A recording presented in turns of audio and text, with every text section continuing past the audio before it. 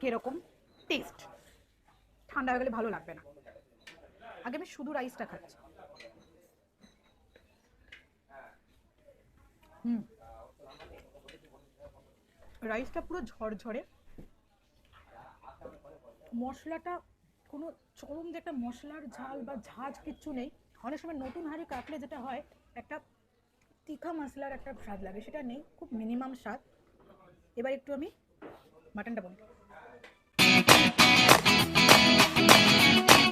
মাটনটা well cooked, নরম, এরকম একটা পিস, এত বড় একটা পিস, যথেষ্ট সফট।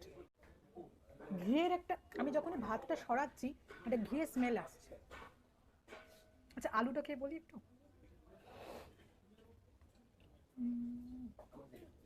চরম লাগছে আলুটা।